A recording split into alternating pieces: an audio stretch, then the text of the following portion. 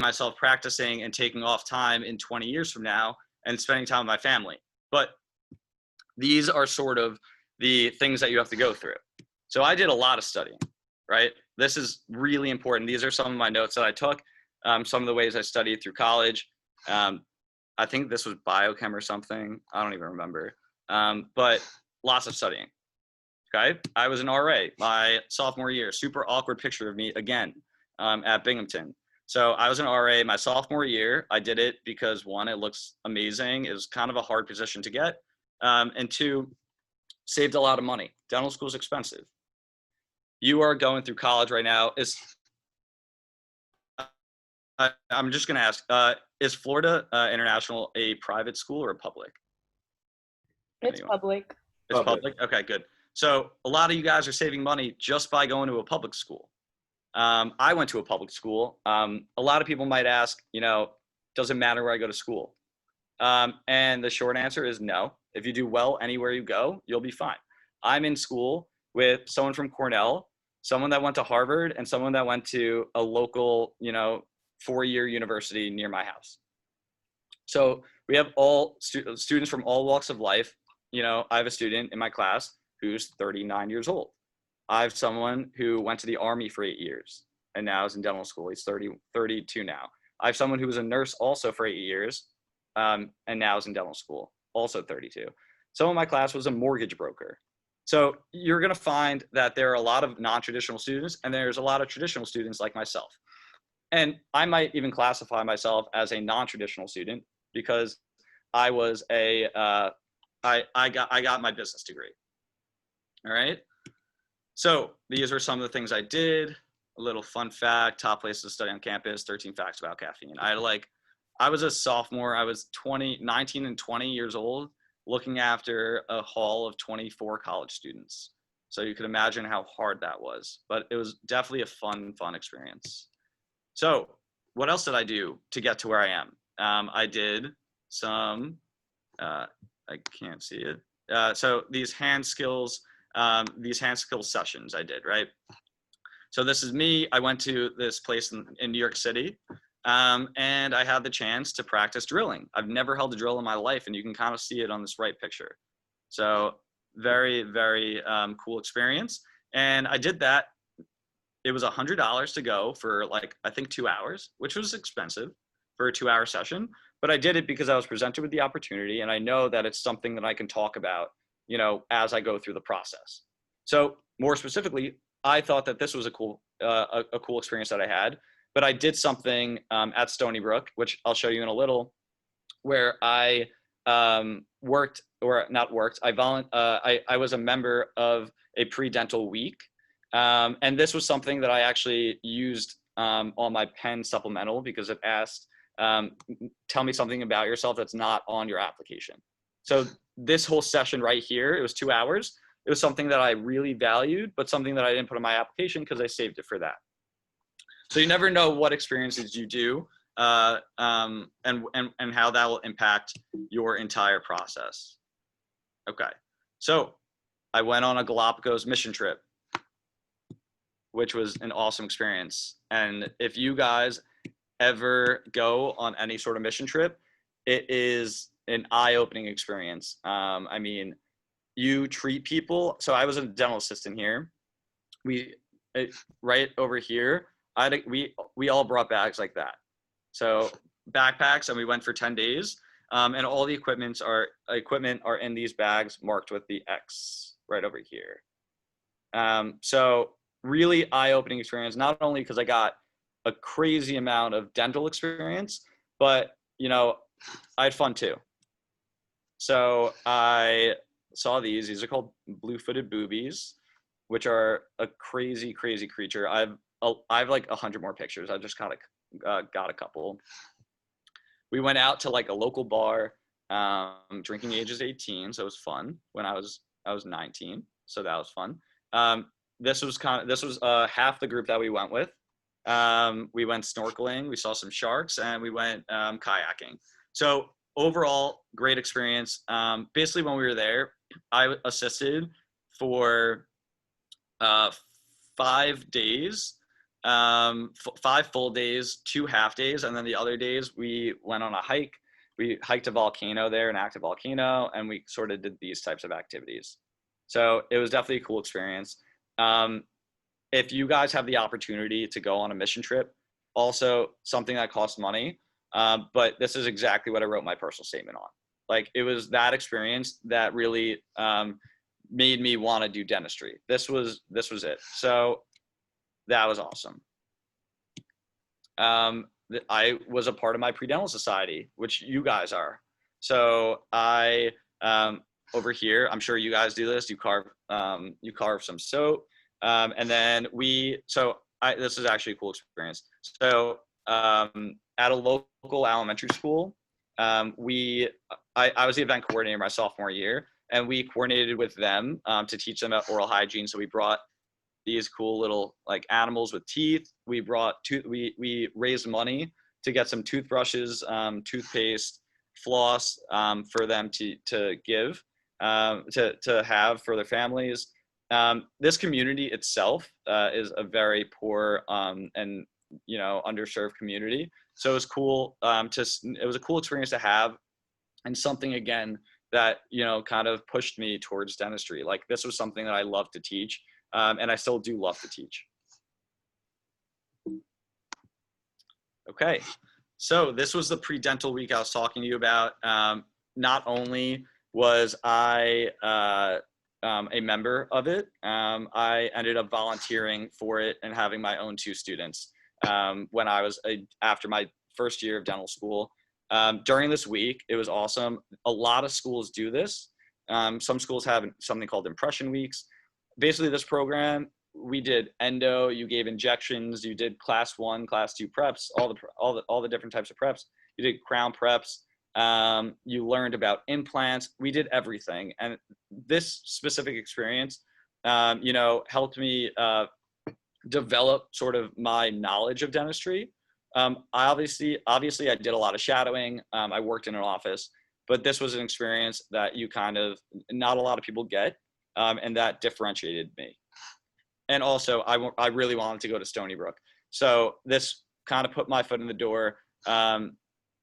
This guy right here is on the admissions committee. He interviews. He did not interview me, but he did mock interviews with me, which really prepared me for all of this.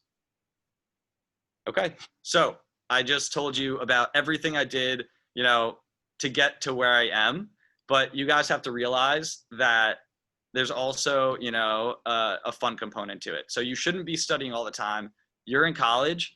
You want to go to dental school, but, enjoy your time. So I'm a Met fan, but funny story with all of this. Also, if you guys have any questions, you can sort of just like unmute yourself and ask. I normally do a lot of talking, and I can talk for hours. So basically, I was on TV here. I went to this game, and it was the night before my Case Western interview. And I was like, all right, like, if I'm going to go to Cleveland, I might as well, have fun the night before. Like, I slept in a hotel. So me and my buddy from college, we drove down to Cleveland, and we went to this game. And we ended up getting on TV. And the next day at my interview, I walk in, and the interviewer goes to me. I still remember this. He goes, hey, how's it going? How's your time in Cleveland? Like, you're from New York. And I was like, honestly, I had a great time. I got here yesterday in the middle of the day. I went to the Yankee game. So this was, if anyone's a baseball fan, this was the game 5 of the ALCS. So it was a huge game. So I was like, yeah, I went to the Yankee game last night. It was awesome. Like, crazy game. Like, it went to 9 innings, and it was crazy. So he was like, no way. Like, I was at that same game. Like, where were you sitting? So happens that he was sitting 2 sections over from me. We saw the same 2 people get thrown out because they were cursing and doing whatever they wanted to do. And we talked about that the entire interview. So when you guys go to cool interviews, like if some of you travel to California, make a week out of it. Like, you're going for the interview, but also you guys are in college, and if you're paying for the flight anyway, spend a couple extra dollars, enjoy your time there. It's worth it. You're going to have these memories that you'll kind of go through life with. This is a FaceTime of me actually the night of the interview. I play soccer. So we had our club finals, and I couldn't get there. So we FaceTimed me in, and we ended up losing. So I don't really want to talk about that. I lived with 20 of my closest friends in college. I had a great time. I knew that if I got back to my house, I wouldn't study. So I did a lot of my studying in the library in college. And when I got back, I was like, all right, books down. I'm done. I'm hanging out tonight. So honestly, a great time. And this is just another picture of us. And then these are 4 of my closest friends. And, you know, you have to keep your relationships alive. If you find that you're studying too much and your relationships are, you know, your relationships are suffering because of it, take a step back. School's really important. Getting to dental school is very important, but a relationship takes time to develop. So make sure that you guys are just, you know, focusing on yourself and finding that balance in life for you guys to move forward and to have that support network and social network that you need. Okay, so this is a super important point. So you guys are at the point where you are doing all of this because you're like, all right, will a dental school find this good, or like will they look positively at this experience that I have? So all right, I'm going to do this community service, or I'm going to do this, and I'm going to do that. That community service, that volunteering, your involvement in extracurriculars does not stop in undergrad. Dentistry is a profession where people love helping each other. I'm sure a lot of you experienced this when you went to shadow certain doctors. They love when you come in. Like, there's no doubt in their mind that they want to teach you everything that they know. And half the time you're like, I don't even know what you're saying, but they just keep on going. Some might say I'm a little like that, but that's not the point. The point is that you have to continue doing these things because you love to do it, not because you have to do it. So whenever you're doing a community service, if you want to give back to an underserved community, you know, volunteer at a soup kitchen, or do a clothing drive, or do what I did, teach students about oral hygiene. So a couple things that I did at Stony Brook so far is I started a club. I was a business major, so I wanted to start a club about professional development and sort of the business side of dentistry. So this club is called Dentistry Declassified, and we had a super successful year. We bring in speakers from pretty much everywhere, and they'll talk about whatever they want to talk about. So we had people come up and talk about branding. We had Bank of America come, and then they sort of went over dental financing and student loans. So we want to make sure that students are aware of the profession that they're going into, not just the clinical part, but the other side, you know, the business management aspect. And this guy right over here, he is a person I started the club with, also in my class. He was the mortgage broker, if you guys were curious. So I went to ASDA Lobby Day. So this was after my D1 year. We went up to Albany, obviously the capital of New York, and we lobbied for specific things that dentists want. So some things we lobbied for were mid-level providers, some insurances, etc. So that was definitely a cool experience. The whole thing, ASDA, I can talk about ASDA for another day probably, but ASDA stands for the American Student Dental Association, and if you're a student, you should get involved. It has to do with organized dentistry, and the way the dental profession runs is through ASDA and through the ADA, a bigger organization than us. We put our minds together to make sure that we get what we want out of the profession. I went to the ASDA District 2 meeting. This was a weekend in Lake George. I'm not sure if you guys are familiar with Lake George, but this was a great experience. You learn a lot about dentistry as a whole. So I could have just sat down, all right, I'm in dental school. I could have sat down, studied for my classes, learned my clinicals. But at the end of the day, you have to make sure that you are, you know, bigger than yourself. You want to immerse yourself in the profession in the profession as possible, as much in the profession as possible. So join as many organizations as you can. Get your feet dirty. This is, you know, your time to learn, to be prepared when you want to talk to people. It's a great way to network. I'm big on networking. Also, can talk about that for a whole nother day. But that's also a great thing that I did. I played club soccer or intramural soccer at Stony Brook. This is my classmates, and we had a really awesome team. And this is something that we did after class. And we got jerseys, which are cool. My friend makes jerseys, so we got like the logo and everything. So that's awesome. Okay, so the last thing that I did was I started ThePreDentalConsultants. So this company I started pretty much during quarantine, and I've been kind of mentoring students privately for about 4 years. I say the first time that I ever mentored a student was when I was applying my junior year. I was kind of like that go-to guy, like, I need help with my personal statement. Do you think that this sounds good? You know, what did you use to study for the DAT? All of that. So I sort of been doing this for a while. So during quarantine, we moved to Pass Fail.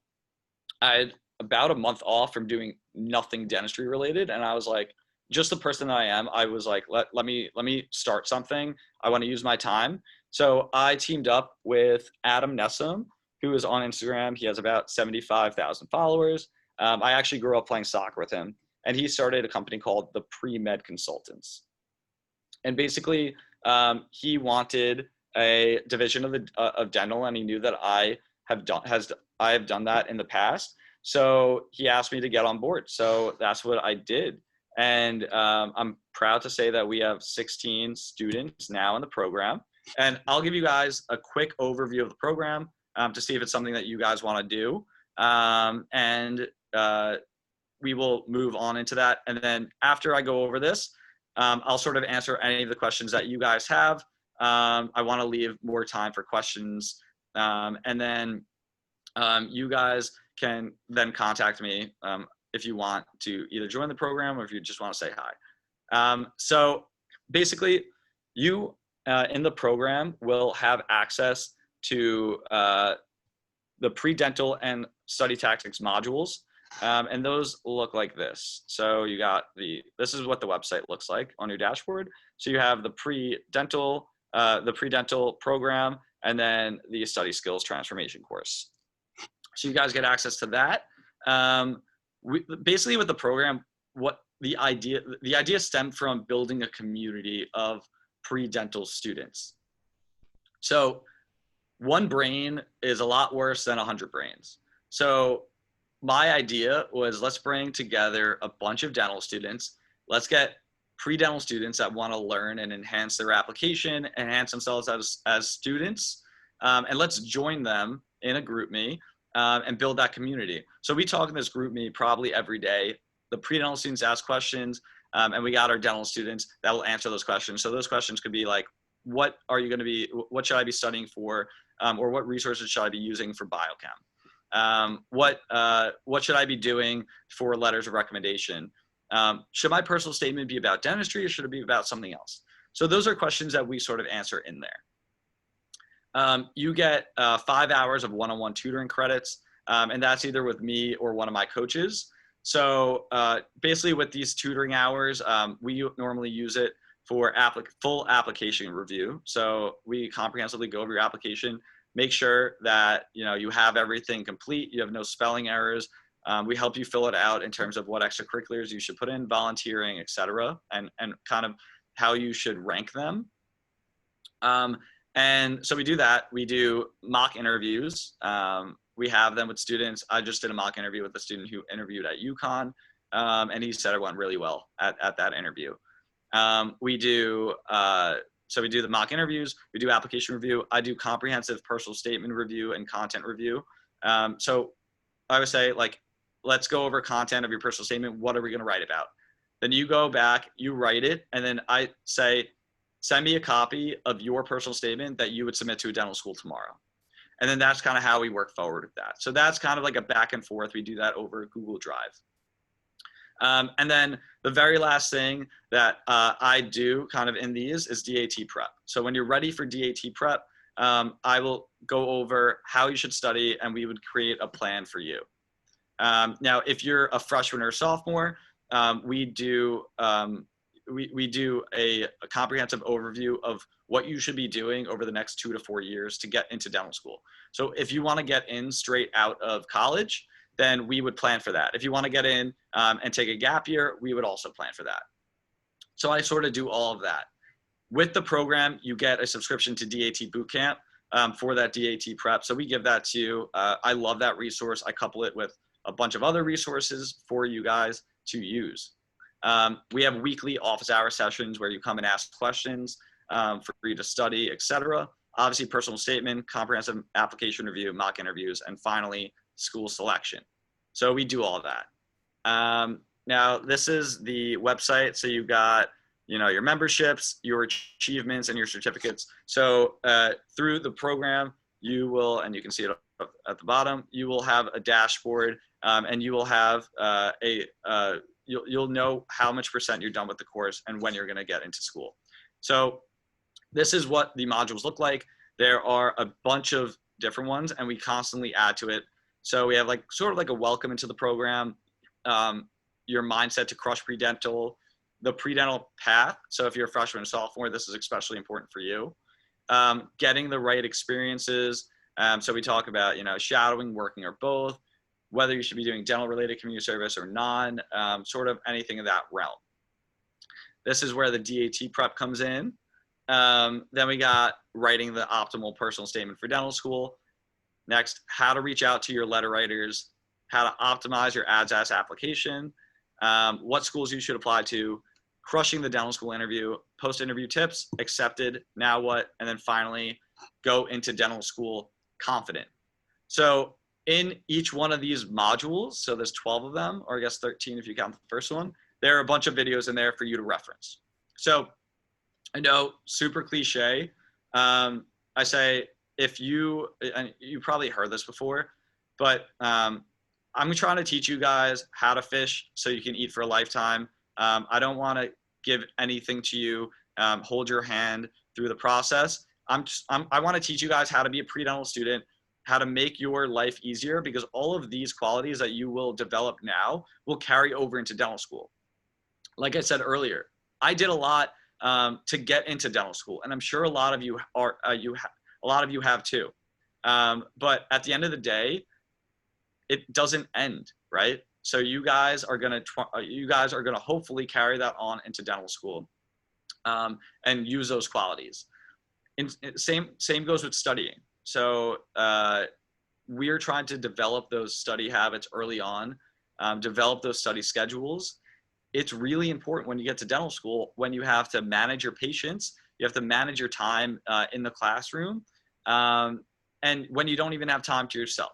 So time management is of the essence in dental school, definitely. I can tell you that firsthand.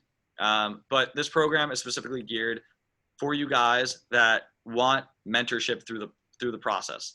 I'm your guide. So if I tell you that we should start with shadowing, or I tell you how to go get shadowing, or if I want to get you into shadowing someone in a specialty, I'm going to, advise you to do that. But at the end of the day, you guys have to be the ones to go out there and contact them and get that shadowing and come back to me happy that you guys did it.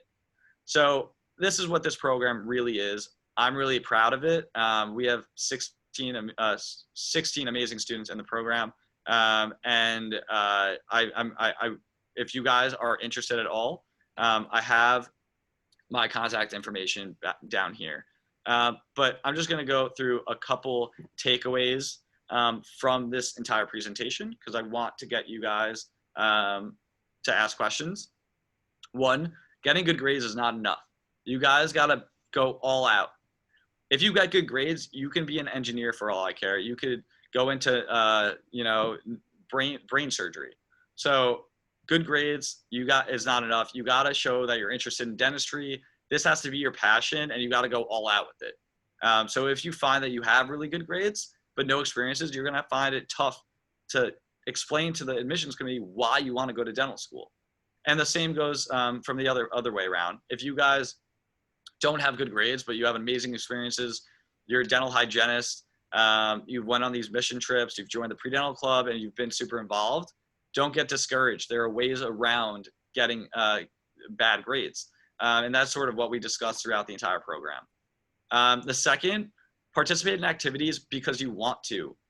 Don't do it because you need to. There's a big difference. You guys have to go into these programs, these volunteer sessions, enthusiastic. These are things that you want to do. You're not doing it to get into dental school. You're doing it because you want to. And lastly, develop that pre-dental mindset. That's what you get in this program. That's what I tried to kind of explain to you today through this presentation. Once you develop that mindset, I mean, you're golden. The interview is your chance to show the admissions committee that you're a person, that you're ready for this, that you're mature, that you're responsible. So developing that pre-dental mindset early is something that's super important that you guys should definitely hold true within yourself. So that's the end of the presentation. I'm going to leave the floor open if you guys have any questions for me. And it can be about this presentation, it can be about anything. And then I have my contact information here. That's my Instagram, my Twitter, and my email and my personal phone number. So thanks again for having me, and I'll take any questions. Thanks so much, Dan, for the awesome presentation. Yeah, I just wanted to say thank you on behalf of everybody because I know people can be a bit camera shy. Yeah, no. But yeah, I appreciate your time and amazing story and lots of great tips too for our members. And you do have a pretty awesome program as well. I didn't have any personal questions, but yeah, if anyone else does, then feel free. Appreciate it. Hi, I have a really? question. Sure. So when you were talking about your mission trips, you said you were a dental assistant. How long did that take? So I actually never assisted before that program. I was kind of thrown into it. So I actually took x-rays with a handheld x-ray. I suctioned, I sterilized because everything was like handheld. So we brought in these portable dental units that I had to work. So it was kind of like there were 15 of us on that trip and everyone had a role. There were two other pre-dental students. One was from UConn and another one went to, I think, Tufts. And they were just pre-dental students from undergrad. And I was thrown into it. I had no experience with it. And I learned on the fly. And you wouldn't even believe how much I learned just in those couple days. Okay, so you weren't like you didn't do like the whole 8 months of dental assistant thing. No, right? no. This is like you go to a different country and all the rules kind of don't apply. Okay.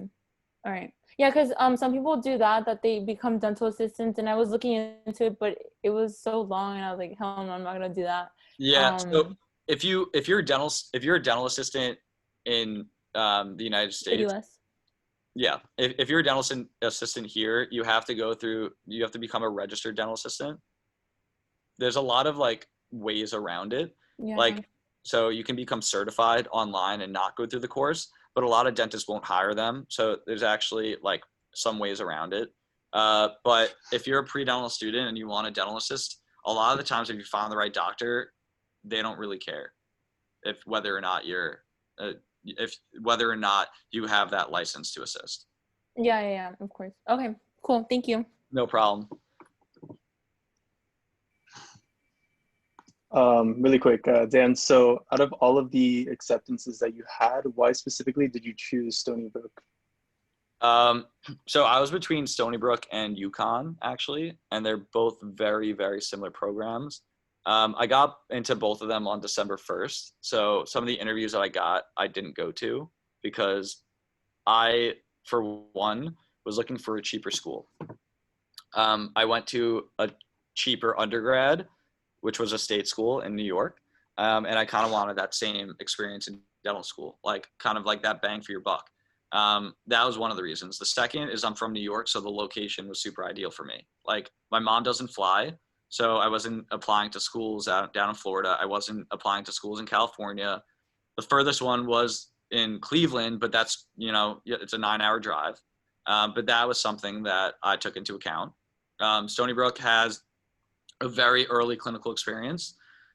So we were seeing patients at the end of our first years. We were doing screening exams, head and neck, taking medical dental history, taking x-rays. So we were doing that at the end of our first year.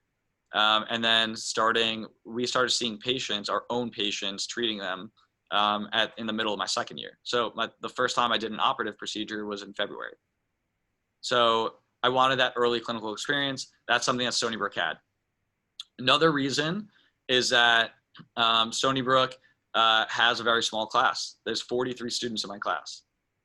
So they take 46. We had two students actually that took a year off because they wanted to go back to their countries. And then we had one student who dropped out in the middle of second year. But so now we have 43 students in our class. So it's a close-knit class. You can't hide. That's what I like about it. Like when I walk into clinic, everyone knows my name. If I walk in the hallway, everyone knows my name. Even someone that I never met or never talked to. There's a picture of my class everywhere throughout the school. So the student to faculty ratio is very, very small. So I get like that experience that students maybe that go to a school that's 120 to 200 students don't get. Like I said, I walk through the hallways and everyone knows my name. I can't do anything in that school without people finding out. So that's sort of what I liked about it. Like I was held accountable for what I did. I was one in a bunch and I wasn't a number. I was, a name and people knew me by name, and that's what I liked. And now Stony Brook and UConn are like almost the exact same schools. I don't know if you guys like researched UConn, but I loved UConn. UConn, I just didn't go there because of the location. But I love UConn. That school is unreal. They're pass fail, which is what I loved. Whereas we were ABCs, just ABC. It wasn't like A+, B+, B-. It was strict ABC. Also, UConn and Stony Brook are the same program. Like they both have a medical school curriculum. UConn has 49 students, very small class. UConn has early clinical experience. UConn sees they have a great patient pool because UConn is the only dental school in Connecticut. Stony Brook is the only dental school on Long Island. So we have kind of all Long Island in terms of the patient pool. UConn has all of Connecticut. So they're not fighting for patients. When you talk about schools like Harvard, Tufts, and BU, those schools are all competing. They're all pretty much in Boston. So the patient pool is limited because you have, 3 schools competing for the same amount of patients. Even though it's a highly dense area, even NYU is kind of like competing with Columbia.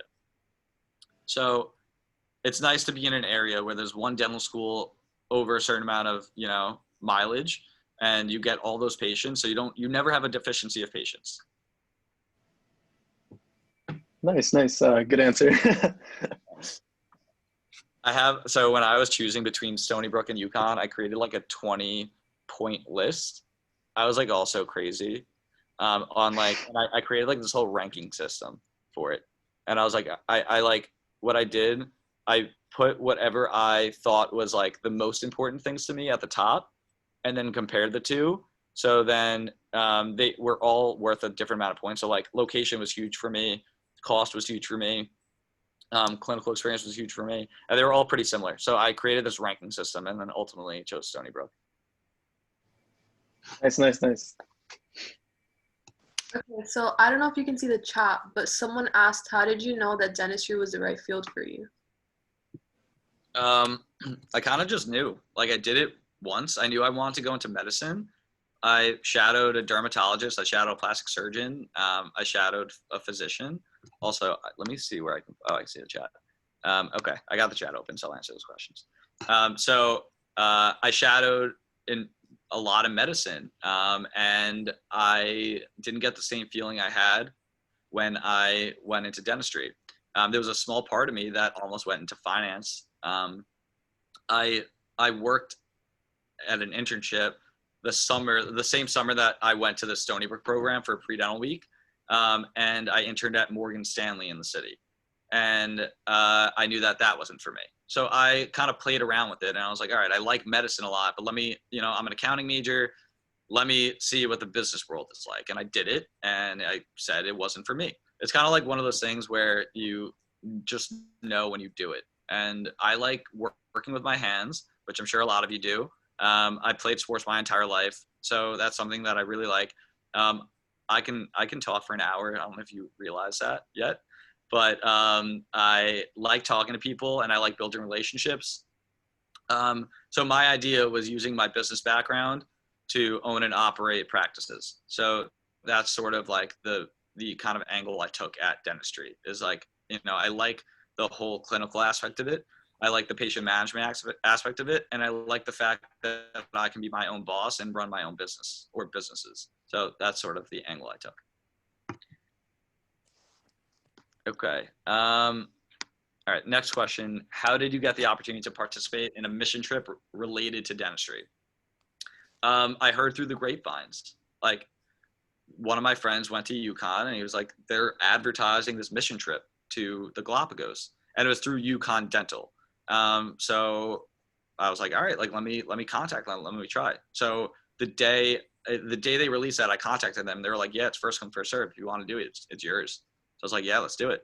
So that's kind of how I got into that. So there were 15 people on the trip. We had one RDH, registered dental hygienist. We had 3 doctors on the trip, so that's 4. We had 3 pre-dental students, and then the rest were dental students. So that is that. Okay.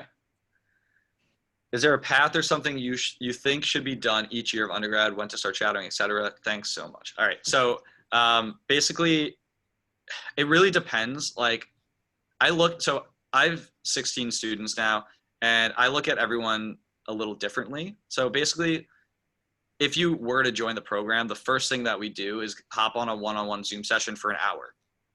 You tell me kind of what your grades are, what your goals are, what shadowing experiences you have, what extracurriculars you have, etc. So it's the same thing like when you're working as a dentist. You have a patient that sits in the chair. Everyone has different mouths. Everyone has different, experiences. Some people might have had ortho work. Other people might have had like full mouth restoration. You don't know. And they come into your chair, and you have to treat them for what they give you. I kind of do the same thing with my students. So they come to me and they tell me everything about themselves. And then we come up with a plan together that works for them, that works for me. So I sort of, there isn't like a strict schedule of when you should do things. I personally like shadowing and working all throughout your college experience, not at the expense of getting poor grades though. So if you have to work for the money, that's a different thing. But in terms of like a strict schedule, yeah, there's not really one. Like, you should just always be trying to do something. So I am a big guy that says, like, if an opportunity presents itself, take advantage of that. So I was presented with the opportunity to go on the mission trip. I was presented with the opportunity to start this company.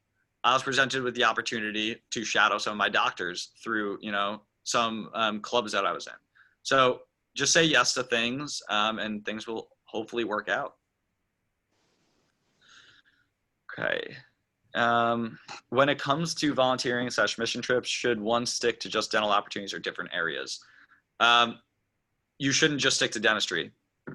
Some of my most memorable times were like when I was standing outside of a supermarket for an organization called Island Harvest. And we collected turkeys for underserved families who couldn't afford them for Thanksgiving.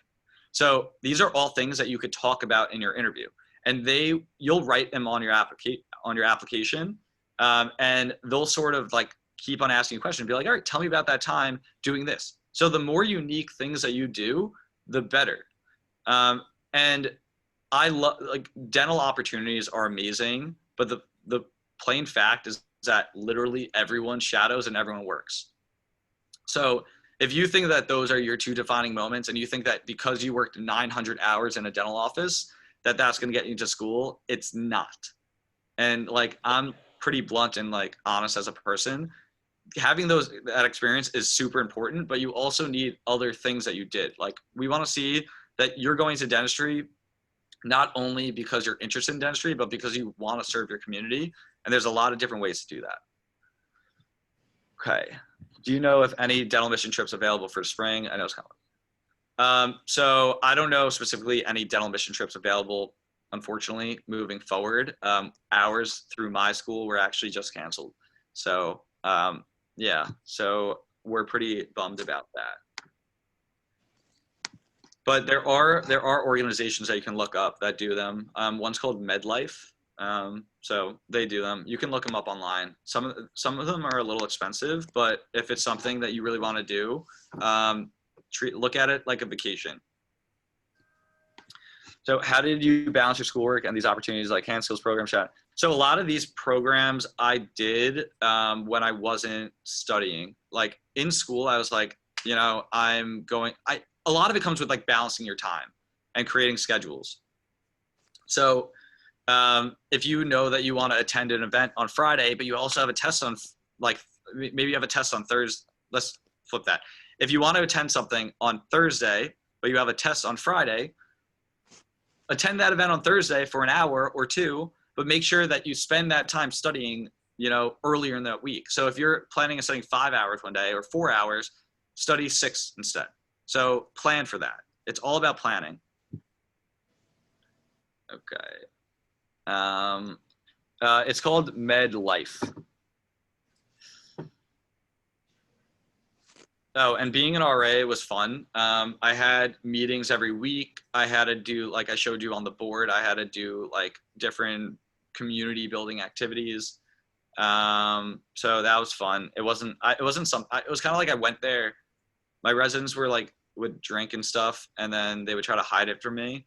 But I was kind of their age and I wasn't, you know, so I became close with them. So they were cool. No one got hurt. International, yeah, there's a lot of programs that offer mission trips. Any virtual shadowing opportunities? Actually, this is something that I'm supposed to do. Someone, and he's gonna love me for doing this. Basically, someone on Instagram just messaged me, and he said, "Hi, hope all is well. I was wondering if you could share my post on your story. It's a great leadership opportunity for pre-dental students to get involved with shadowing during the pandemic." So I don't really know much about it, but the Instagram is called Dental Shadowers. We actually just posted like their account on our story. Did you? Yesterday, I think. Yeah. Yeah, he messaged me, I guess, and I said, before I tell people about this, I kind of want to know what you do. So I need to answer him. But yeah, so virtual shadowing opportunities. There's ways to get into offices. You just have to find the right dentist. So make sure that you're like, you know, being persistent with your shadowing and getting into those opportunities. What are some of your favorite? Okay, so this question is, what are some of your favorite organizations to volunteer for, or were they all just local? So I volunteered. That program that I said that I started at Binghamton, it was actually through a larger organization called KinderSmile. And they teach students about oral health. And the way I got involved in that is I reached out to the founder, and she came up to Binghamton one day and she was like showing me how to do everything. And she was like, I can't give you these puppets. So we ended up raising money for the puppets, and we ended up getting contacts in the community for, you know, dentists to contribute toothpaste, toothbrushes, floss, all of that. That was probably my favorite thing because these kids were cute. They were like first graders, and we went there and they were super funny. So, okay. Do you plan on specializing, like going to OMFS or ortho? So I was thinking about it. I worked for an orthodontist for a while, actually, and he has 3 practices, and he wants me to take over them or like help him out with it. when I get out, but it's not really something that I maybe want to do. I don't know. I'm more thinking general because I like to do everything. And I just think if I commit to something now, it's really tough for me as a third year to know what I want to do the rest of my life. So no, I don't plan on specializing at this moment, but like anything could change over the next couple of months. We're rotating through all the different specialties. I've learned about a lot of them already, but it's tough to stay until you do. So, I mean, right now I'm doing all of general dentistry. I do a little perio. So to be determined, I guess. Okay. So did you interview at Harvard? If so, what was the experience like? I did interview at Harvard. It was a pre-December interview. It was a cool experience. There were, I believe Harvard is the smallest school in the smallest class in the country. They have about 36 students in it. It was definitely like walking through history. Like everyone talks about Harvard, and they also actually have a medical school curriculum. So I got waitlisted there. It's a school that I wouldn't have gone to even if I got in. If it was the only school I got into, I would have gone there. But like if I got into Stony Brook or UConn, which were my two tops, I wouldn't have gone there. But it was cool. Like they have a big emphasis on research. Like a lot of their students do research. And also, this is kind of funny.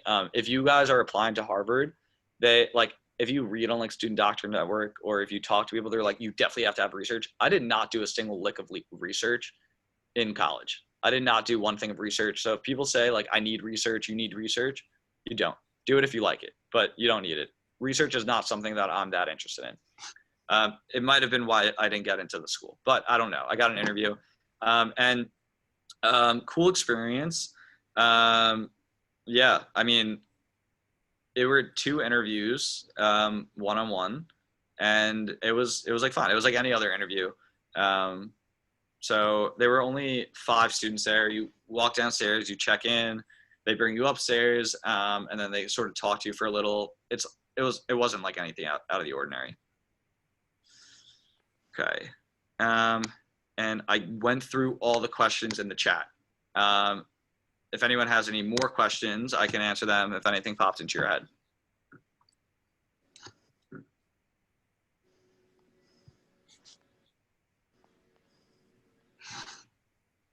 Doesn't look like it.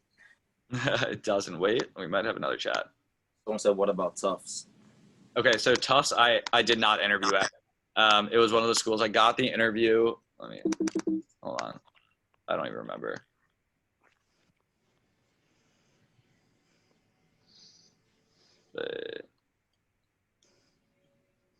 Tufts, let me close this. Where's Tufts?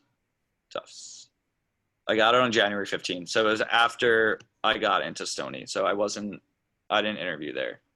That was the only one I got kind of after December.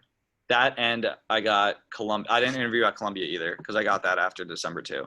And I was going to interview at Columbia because I heard that they give like an amazing lunch.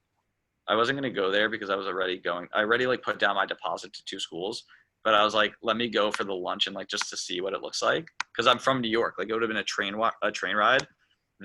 So my interview was on January 5th and I came down with the flu like a week before and I was fine for the interview. And I was like, all right, I'm going to go to the interview. And then we had like 30 inches of snow. And they were like, we have to reschedule the interview till like the end of January. And I was like, all right, like at that point, I'm like, it's not meant to be, like, I'm not going to go. So I did not interview there. Well, let me open up the chat.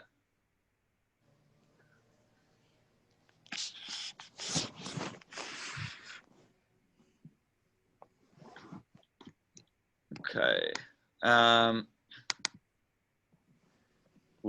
When is the best time to take the DAT and when did you take it? How long? Okay. So I took my DAT, the summer that I applied to school. So I applied in June and then I took my DAT in August. So like August 20th, I think. So that depends on like what type of person you are in terms of when the best time to take it is. I'm the type of person that I need pressure for me to like execute. So I took it. I already sent out all my applications. So I spent all this money and I took the DAT, knowing that I was only going to take it once. Like that's the mindset I went into it. So every day I studied thinking I'm only going to take this test one time. That is it. I'm not taking a second time. So I took it on August 20th, got my results. They were good. So I sent my unofficial score, and actually my first interview that I got was for Toro, which came like a couple days after I sent my unofficial. And it's funny because it takes like about 3 weeks for your official to get in, and schools shouldn't be sending you interviews before your official gets in.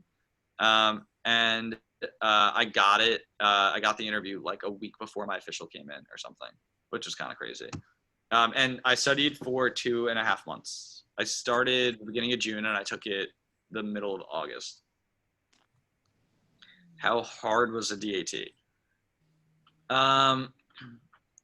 It was all right. The science sections I thought where you had like enough time for, I mean, I'm sure like people have taken the DAT in here. The science sections, you have enough time. I did it twice and I went to the bathroom. Like you have enough time, I'm telling you. Like it's kind of like you either know it or you don't for the sciences.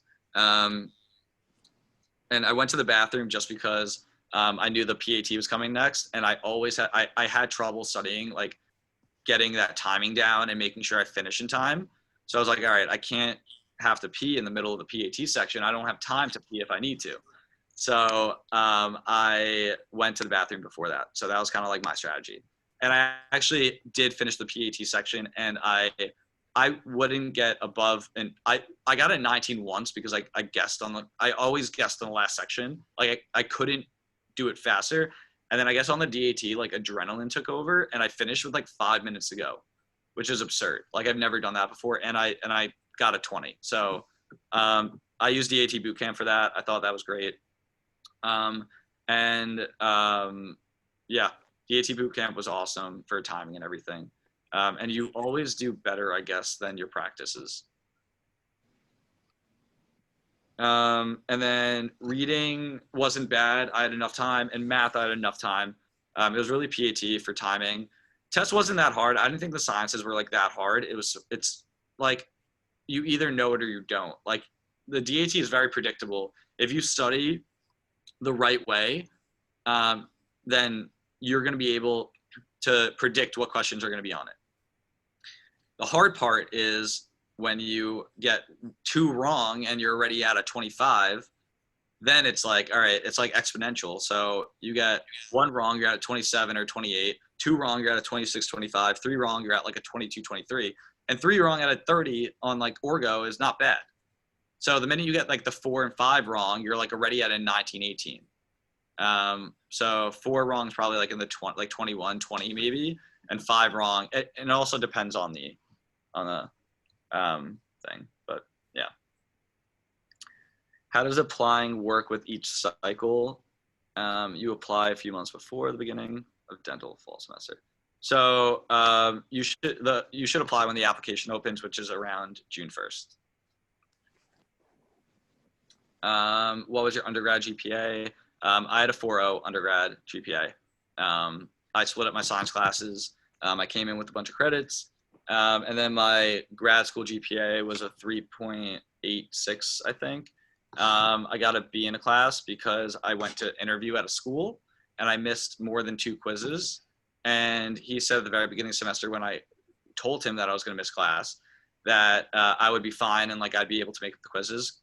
At the end of the semester, I got a B because I missed too many quizzes, and that was just the score that was just a grade he gave me.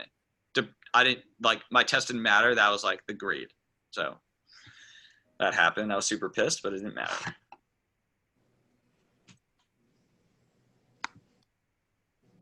And I'm sure someone's going to ask this. My DAT scores, I got a 20 on PAT. I got the sciences. I got a 23 on orgo. I got a 25 on chem, and I got a 26 on bio. So the total science was 25, and then I got a 21 on math and a 20 on reading. So my academic was a 23.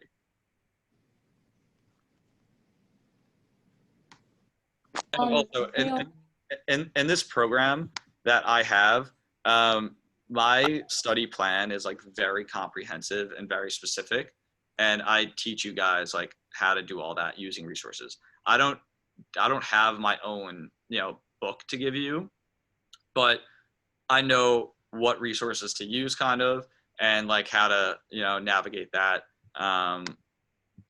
So I used DAT Bootcamp for the sciences, and I used DAT Destroyer for the sciences, and then DAT Bootcamp for everything else. I did a lot of video. I watched a lot of videos. There's a specific way to use these resources. A lot of people are like, "Oh, I did DAT Destroyer. Like I heard I can get such a good grade," and then come back really disappointed. And it's because there's a specific way to go about using these resources, which I go into. I used, so people ask about like iPrep and stuff like that.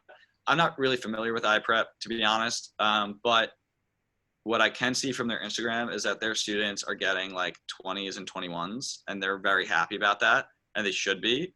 But DAT Destroyer students get like 30s. So I'm just going to go with the winning team, and it seems like that's DAT Destroyer. It's what I used. And,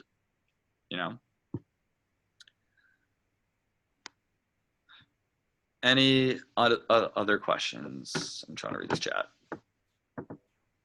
I have a question. You Sure. said you were a business major, so you were untraditional student. How was like, you said you graduated in 3 years? Right.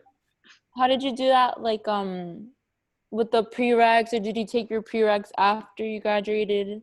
The only prereq I took after I graduated was biochem. Because you already had them done? No, it wasn't. I'm sorry. No, it wasn't. The only prereq I took after was nothing. I ended up taking biochem my last semester of undergrad, which was junior of my third year there. And I took it early. I was going to take it the fall semester, which is after I graduated. But the reason why I didn't is because Stony Brook requires you now to have biochem before you apply. And that was a school that I want to go to. So I needed to like finagle me getting into it was like a lot of work for me to get into And that. what about the other classes that, like the prereqs, did you already have them done from high school, or? The prereqs, no. I did all the prereqs in college. So I was an accounting major, and I had nothing to do with sciences. So I was taking these classes like on my own. Like it didn't count towards anything. The only thing. That was my question. So you did at the same time as you were doing accounting? Yeah. Okay. Yep. So it was hard. Like too much. Yeah, it wasn't hard in terms of like the course load was hard, but it was more difficult kind of like navigating that and making sure I was taking classes at the right time. Because when you're a bio major, you need to take certain classes, and you're going to fulfill these requirements just by being a bio major. Yeah. When you're a different major, which I personally am a big fan of, you have to start planning it yourself. Like you have to know what are prereqs to other classes. So like if you plan on taking orgo at some point, you have to know that you have to take chem before, and you have to plan that out. Same with biochem, you have to plan out, the bios before.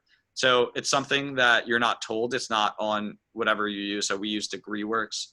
It's not on like your transcript essentially. Yeah, that's what I was asking, because I started off as bio thinking like, oh, I need to be a bio major to get into dental school, and then I wasn't really like satisfied, so I switched to psych, and I'm doing that as I'm taking the prereqs. So that's why I was asking, because you did it at the same time. Some people do the prereqs after they graduate, but right. It's good I did that at the same time because I wanted to get into school like right after. I highly advise doing that. Also, like it splits it up really nice. So, okay, cool. Thanks. No problem. Okay. How soon can someone start taking your program? So the program is open now. We add students all the time. So basically, if you want to join the program, I typically have a phone call with you. I'm sure some of you in here I might have already spoken to over the phone. But basically, we talk about your specific place in the process. If I can do anything to help, if you would be a good fit for the program. And then ultimately we talk about payment plans and such, and whatever sort of works with you in terms of that, like whatever you're comfortable with the pricing. So Yeah, so you can join at any point. The only thing is you need to have a call with me or one of my coaches before hopping in the program, because we do need to see if it's the right fit. Sometimes it's just not, and in order to save both of our time, we stop that early. Also, everyone in the program that that's in it currently has gone through me. I know them very well. They're my students, and they're awesome, all of them. They're all at different stages in the process, and you can learn from each and every one of them. You can learn from me. And it's something where the more you put into it, the more you'll get out of it. So you want to come to our office hour sessions and interact with us. You want to be very active in the group and ask questions. You'll get a lot out of it, and it's something that you could definitely benefit from.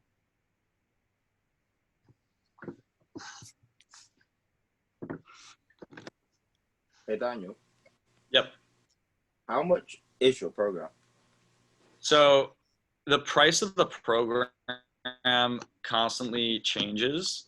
And I wouldn't say constantly, it changes with the amount of students that we get. So right now, the program is at a point where we kind of got our feet dirty. Like, we have a good foundation of students.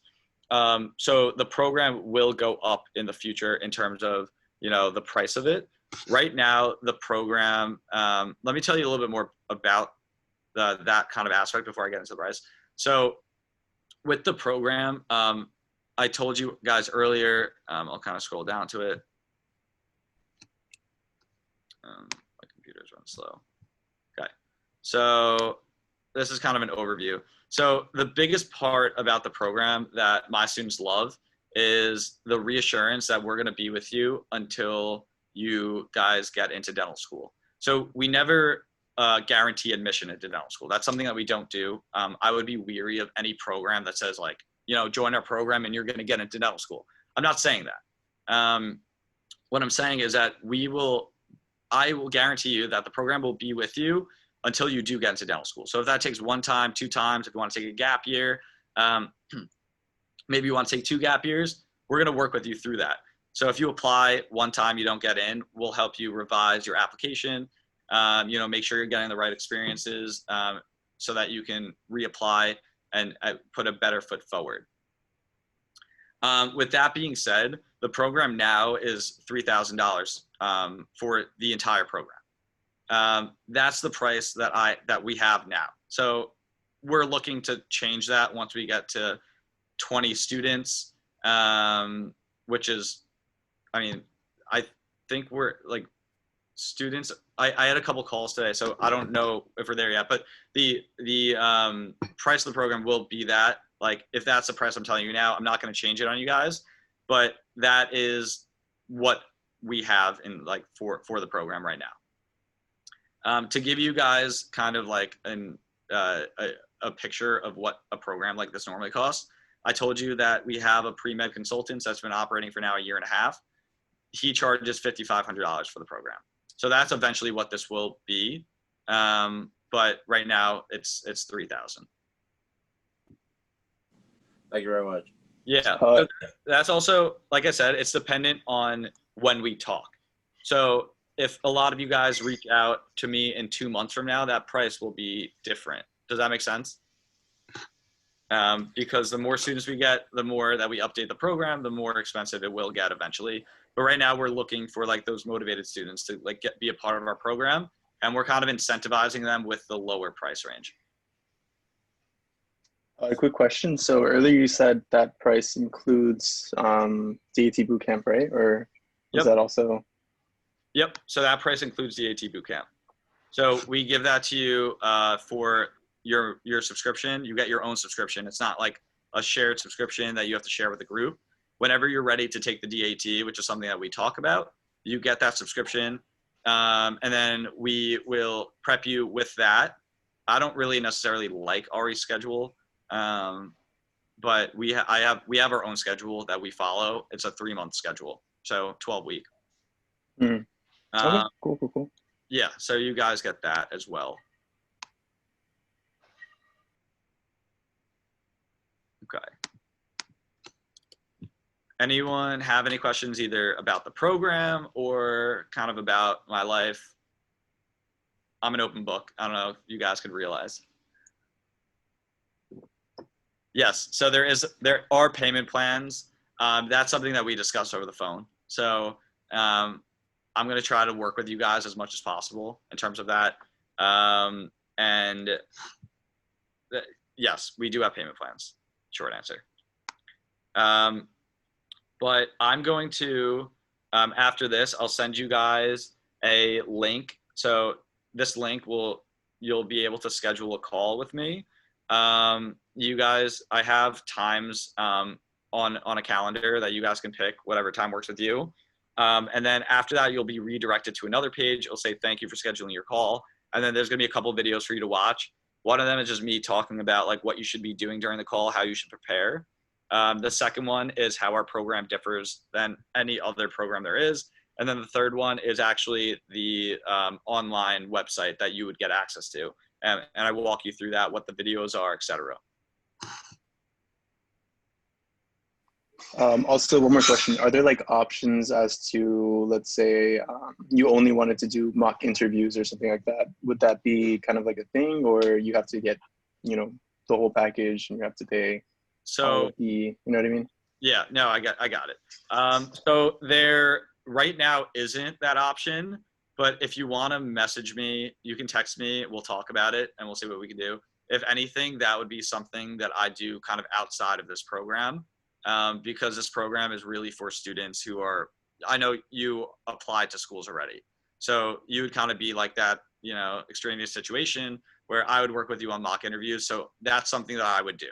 But we don't do, so yes, I will do certain parts of the program, mostly if it's like, I already have my personal statement written and I applied to schools already, or like I'm applying to schools. Can we talk about something? I'll kind of do that on the side. And the other thing is, for like, if you have mock interviews, I'll also do that for this on the side, but it's not like, oh, I want the DAT prep and the personal statement, but I don't want the mock interviews and I don't want the application. Like we don't do that. It's more so like the entire program, or like if you're at the point where you did apply, then you can text me and we'll figure something out. Fair enough. Sounds good. Okay. How did you manage your money in terms of paid dental opportunities? Did you have aid? Did you work? Yes. So I did work. I did have some aid. My parents helped me out with some of it. Like I said, throughout college, I tutored. I actually didn't say that. I mentored, which is what I told you earlier, but I also tutored. So I tutored chem and orgo throughout college. I had like 60 students that I tutored. So that was honestly a big income for me. And I paid for a lot of these things that way. This program is also something that kind of helps me with that. I've always been the type of person to want to, do things, start companies. And that's kind of like how I work past like all these loans and everything. I also, in this program at the very bottom, so over here, go into dental school confident, accepted now what? I actually talk about student loans and like how you can manage them. That's exactly what my club at school that I started does. So I'm going to bring that with you to this program, and you guys get access to all of that as well. So even if you go into dental school confident, I'm going to, you're going to find that there are like crash courses on certain dental terminology, things like that. So we want to help you get into dental school, and also, go into dental school confident, make sure that you have an idea of what you're getting into. The last thing that I'm going to say is, in terms of like this, is that once students get into dental school, my idea is to create another group me for the pre-dental consultants graduates, where we're going to have you guys in the group and you're in dental school, and we want to build that community forward, because at the end of the day, all of us are going to be colleagues if we go to dental school and become dentists, and building that relationship, that network. Everyone's going to be in certain areas of the world. Like you never know what opportunities you're going to get. And to have that network is super key. So also this is some this is like some network that I want to build. So I know that, every student that I work with, I build some sort of relationship with. So that, obviously carries into the future.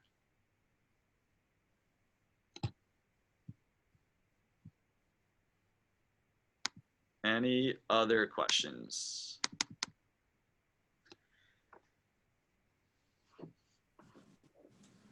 I think people have slowly been trickling out of the meeting. Yeah, So, that's fine. I get it. That's why I said, I was like, an hour is enough, but like, I don't mind going over if you guys have questions. It's really hard to pay attention for 2 hours. That's what I've realized. And I realized that in dental school when I have 2-hour classes.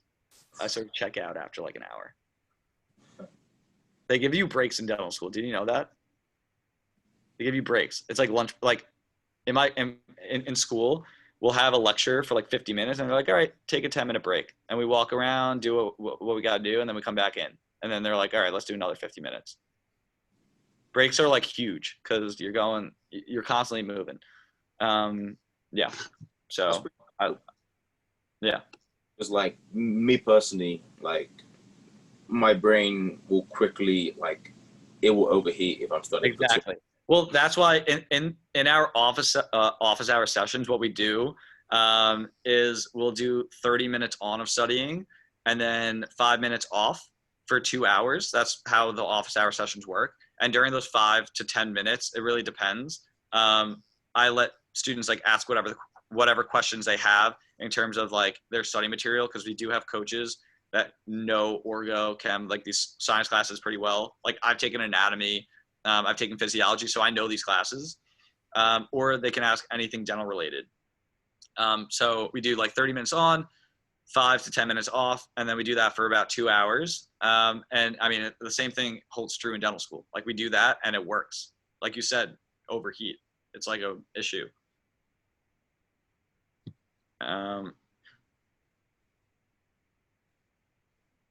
Yeah, so yeah, these breaks are awesome. It lets you, get a sip of water, be a little social, and you don't have to be stressed the entire time. I'm big on breaks. Like, I'm like, all right, I did 4 hours of studying. Let me go take a break. What I've been doing recently, when it's nice out, my students in my class will get beers after school, and we'll just like hang out for like an hour or two. I know myself, like, if I'm done with school, like if I had an entire day, I'm going to be exhausted. I'm not going to study an hour after school. Let me relax, do something. So I'm big on like working out. I like meditation a lot. I like social interactions. Like if your family's doing something, like when I was studying for my DAT, my girlfriend, sorry, no, you're good. When I was studying for my DAT, my girlfriend's brother had a wedding 2 weeks before my DAT, and I went to it and I planned around it. And I'm very happy that I did it, even though I felt stressed at the time. When I'm there, nothing you can do about it. You can only change, you can't change the present, right? You can't change the past. So you got to focus on the present.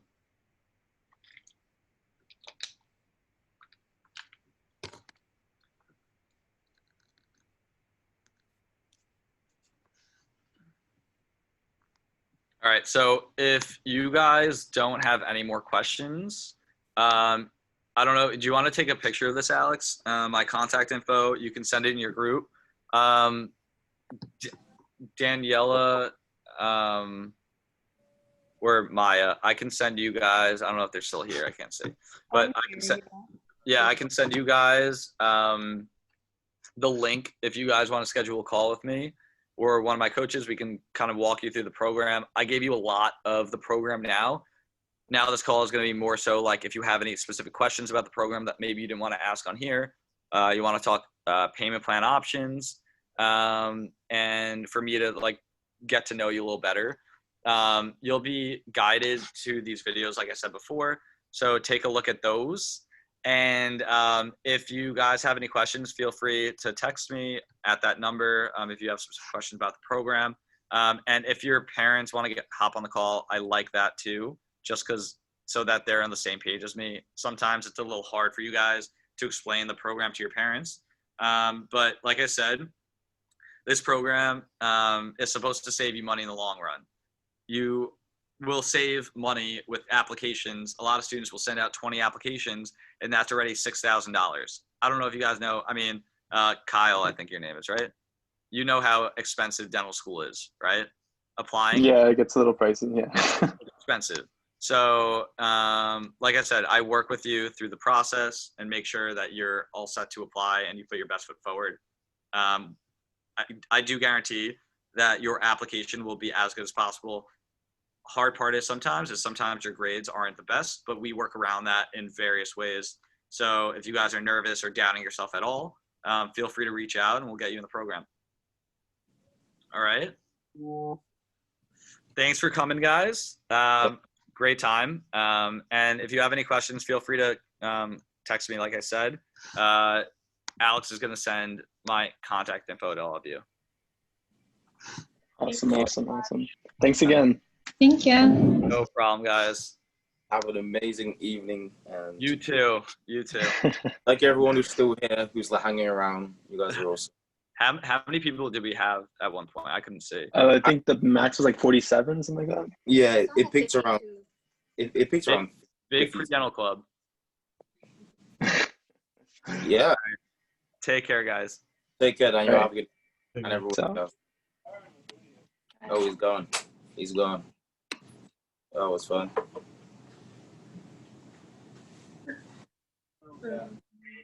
Don't do it, Maya. Don't do it. Oh, wait.